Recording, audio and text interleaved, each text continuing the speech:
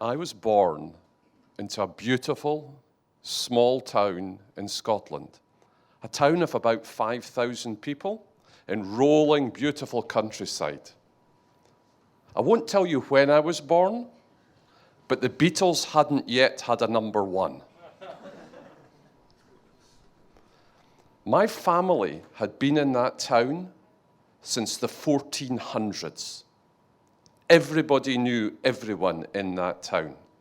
I couldn't do anything without the stories getting back to my granny. So this was the wonderful community that we dream of.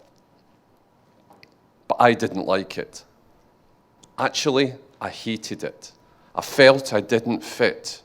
I just wasn't part of that community, even though I should have been.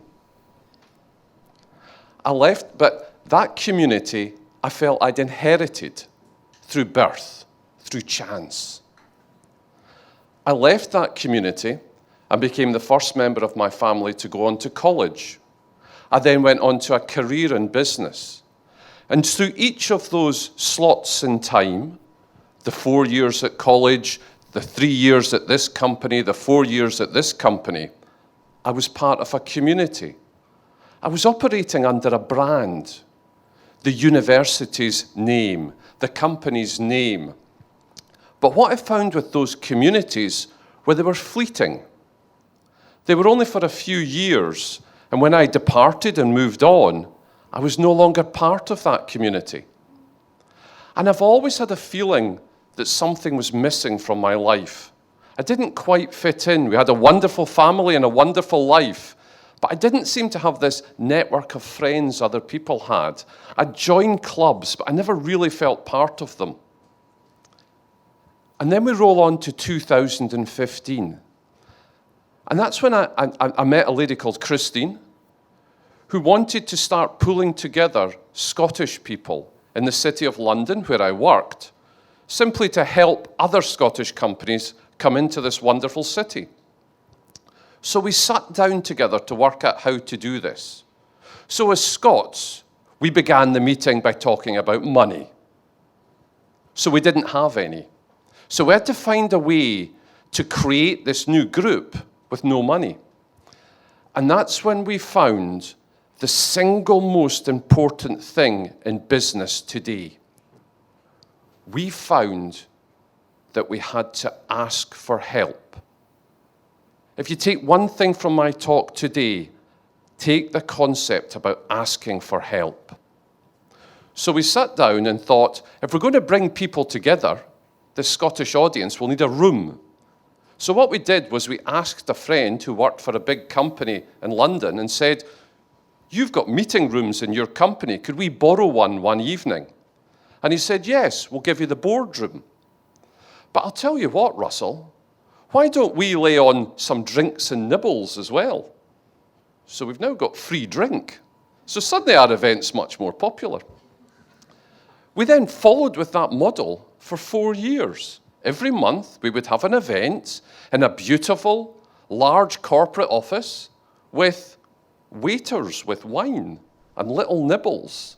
And on one occasion, sausage rolls. It was fabulous. So what we discovered was we'd created a community, a group of individuals with a like-minded mission to try to help these Scottish companies come into London. And this was wonderful. I suddenly had this whole new group of friends in London and in Scotland as well. And I was part of a community. And then the press happened. And there was a small story about us in a newspaper. And suddenly, the telephone was going, and people were phoning up from San Diego, Delhi, and Sydney with accents like mine and saying, "Were we the Scottish Diaspora Organisation?" And I went, "Yes." Then went onto Google and typed in the word diaspora to understand what this could be. But I'm a salesman. People wanted to buy it, I'll be that.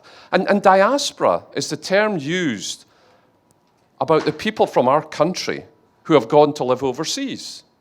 Many of you will have families who are part of the diaspora who've come to the UK. So suddenly, rather than a small group in London having meetings, we had all these Scots all over the world who we were having conversations with. And then COVID struck, and suddenly, we were the bee's knees. We had all of these people who were at home who wanted to engage with Scotland and couldn't travel. We had this thing called Zoom that we could do events on. And we did hundreds of events. Remember COVID? If you wanted to talk to your neighbour, you did it on a Zoom call. If you wanted to talk to someone in Sydney, you did it on a Zoom call. Suddenly we were all the same.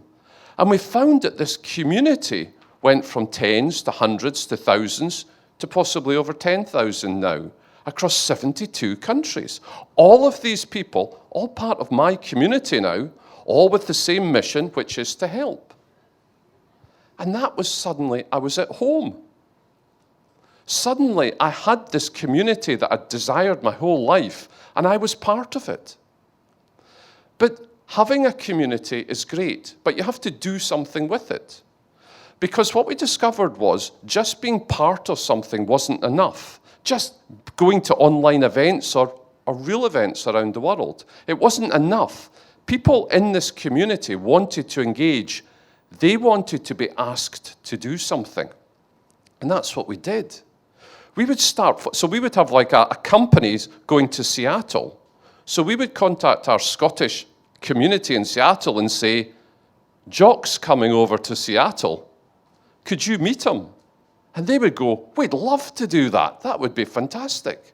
And suddenly this community starts to get momentum. And suddenly it's creating commercial value through helping companies. It's creating charitable value through helping charities to raise tens of thousands of pounds around the world. And it's helping in career building and education as well, because we can connect people. And this to me proved, or it's a belief that I have today, that community, particularly global community, connected through a common mission, is going to change our world. Now, I was reminded of this as we built towards COP26 in Glasgow last year. One of the members of our community said, why don't we do something? We all want to address this climate change emergency. Why don't we start something? So that's what we did. We reached out to our members of this community around the world and said, we want to do something in Glasgow for climate change. And they all went, fantastic idea, we'd like to come. And suddenly we've created a whole new community of people who put climate change at the core of what they're doing. Some of these individuals have nothing to do with Scotland. And you start to see how these international communities are really powerful. Now, some of the people that we've got in our community are running extraordinarily large, extraordinarily successful companies. They hold high political office, but they love the idea about being involved with people like themselves. And what I want to do today is to get you to think about what communities are you part of? Are you part of communities through birth, through education, through your work and your career? Or have you chosen to be part of a community?